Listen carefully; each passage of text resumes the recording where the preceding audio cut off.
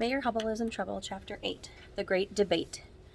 I was walking with Mr. Wiggles to school the next morning when a big black limo pulled up alongside me. The window rolled down. Mayor Hubble was inside. "Hop in, AJ," he said. "I'll give you a ride." I had never been in a limo before. I got in, putting Mr. Wiggles' cage on the seat between us. "What's that?" the mayor asked. "A ferret." "It looks like a long rat," said the mayor. "AJ, I wanted to tell you that you're doing great. There's no way Andrea can win the election, but you still need to debate with her." "I need to go fishing with Andrea?" I asked. "Not the bait," said the mayor. "Debate." I was just yanking the mayor's chain. "I know what debate is. That's when two people shake hands, and then they argue for a while. And then they shake hands again and pretend they weren't arguing. Mayor Hubble told me the big debate would be that afternoon. He said that he wouldn't be there because he didn't want anyone to know he was helping me win the election. The limo stopped a block from the school and let me out. "Remember our deal," Mayor Hubble said. "After you win, you will tell all the parents to vote for me." "Got it," I said. I was nervous all morning. I couldn't look at Andrea. Mr. Granite taught us some stuff about social studies, but I wasn't paying attention. All I could think about was the big debate. Finally, it was 2 o'clock, and we had to go to the all-purpose room. The whole third grade was there. Up on the stage were 2 podiums. I climbed up the steps and stood behind one of them. Andrea went and stood behind the other one. Our librarian, Mrs. Ruby, stood between us. "Good afternoon, third graders," she said. "Welcome to the great debate. Isn't this exciting?" "Yes," shouted all the girls. "No," shouted all the boys. "We're going to keep this pretty simple," said Mrs. Ruby. "I will ask questions, and each candidate will give you a brief answer. Ready? Let's start with you, Andrea. Why do you want to be president of the third grade?" "That's an excellent question, Mrs. Ruby," said Andrea, who's a big brown-noser. "I want to be a president of the third grade so I can help improve the quality of our education here at elementary school, and blah, blah, blah, blah, blah." Andrea went on and on for 1,100,000 hours. I thought I was going to die. "And why do you want to be president, AJ?" asked Mrs. Ruby. "I want to be president so Andrea will not win," I admitted. "Because if she's president, we'll all be marching around in uniforms doing extra homework, reading Shakespeare plays and taking dancing lesson, and singing songs from Annie." "That's a lie," Andrea protested. "Let's move on," said Mrs. Ruby.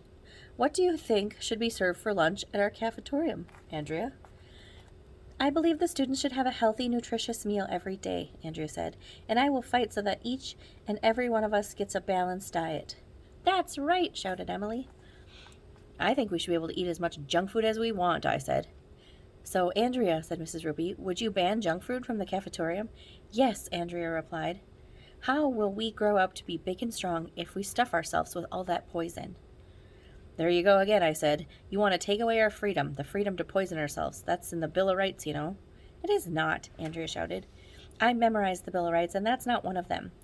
"My Bill of Rights came with bonus features," I said, "like on a DVD." Everybody laughed, even though I didn't say anything funny. "Let's move on," said Mrs. Ruby. "Andrea, you have said that recess is too long and that it takes too much time away from learning. But most kids say that recess is too short. What is your feeling now?" "Well, I was for recess before I was against recess," Andrea said. "Well, make up your mind," I shouted at Andrea. "You're a flip-flopper." "I am not," Andrea shouted. "You're mean, Arlo." "So is your face," I replied. "Well, you're not invited to my birthday party," Andrea shouted at me. Everybody gasped. Not inviting a kid to your birthday party is just about the meanest thing you could do to somebody. "I don't want to go to your dumb birthday party anyway," I shouted back at her. Okay, settle down, everyone," said Mrs. Ruby.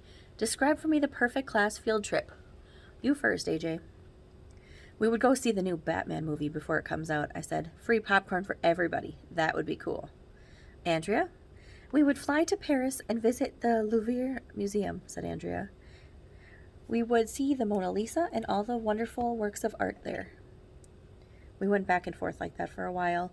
Whenever I said anything, kids would clap and cheer. Whenever little Miss Know Everything, Emily was the only one who clapped for her. I was definitely winning the debate. "It's time for the closing argument," said Mrs. Ruby. "Each candidate will have 5 minutes to say whatever they want. Andrea, you may go first." "I would just like to say that blah, blah, blah, blah, blah. That's why you should vote for me." Okay, AJ, you have the floor. Why would I want the floor? I asked. That means it's your turn to talk, dumbhead, yelled Andrea, rolling her eyes. I knew that, I lied. While my opponent has spent the last 1,100,000 minutes spreading nasty lies and calling me names, I said, so I would like to conclude by saying that Andrea is a poopy head. That's why you should vote for me. Thank you.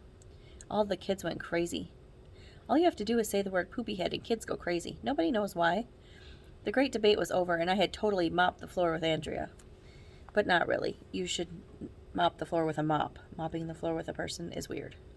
It was the greatest day of my life.